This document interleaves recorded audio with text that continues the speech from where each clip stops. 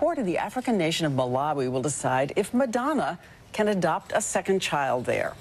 This time, it's a little girl named Mercy. She's 4 years old, and the move is causing so much chatter online with some child advocacy groups saying that this child should be left in the country to be raised by her extended family. But others who have adopted in Africa are defending her decision, Madonna's decision, calling her an inspiration. So right inside the debate, here's ABC's Juju Chang. Her name is Mercy. This is the first picture of the 4-year-old girl that Madonna is hoping will become her 4th child. The pop star is as famous in Malawi for adoption as she is globally for her music. On this trip to Africa, she brought her daughter Lourdes, now 12, and her 3-year-old adopted son David. Can you tell us why you're adopting again, Madonna? Can you understand people's reservations about it, seriously? No. Critics accuse her of using her celebrity status to bypass local law. But her lawyer told Us magazine, "I don't see any law in Malawi that can stop this adoption."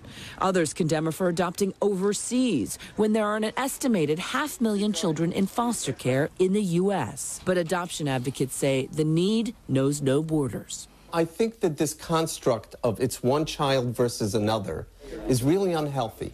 They both need homes. How can we put one kid against another? And celebrities bring needed attention. In Malawi alone, the UN estimates that half of the 1 million children who have lost one or both parents have been orphaned by AIDS. I think celebrities probably adopt at about the same rate as the rest of the population, just that the rest of the population doesn't have a camera following them around. It does, ironically, at the same time, normalize it. You know, if the stars can do it, if Angelina can do it, then so can I.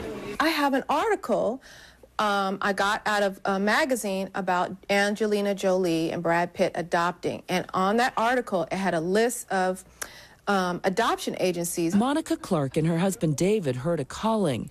Moved by Jolie's story, David then had a strange dream. I had a dream, and this little girl looked up to me, and she said, "Daddy, I need you." And that was it. I said, "Monica, we have to do something." Despite having 6 children in a blended family, they were inspired to go to Ethiopia to adopt, where they saw a great need. If you're going by your heart and your love and what feels right, just do it.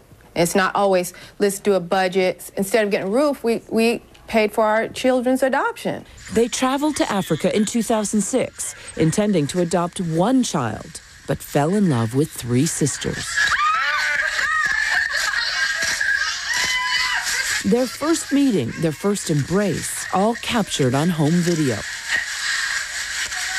Parents and children, their lives about to be changed forever.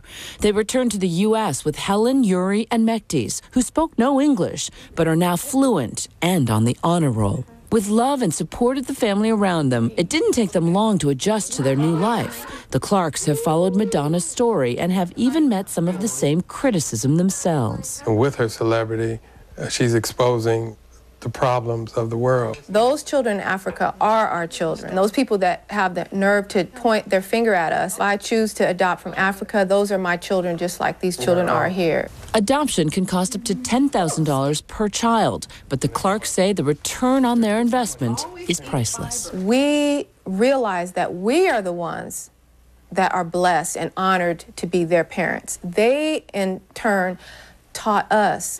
It's a beautiful gift that they gave us. Juju Chang, ABC News for Good Morning America. Finish.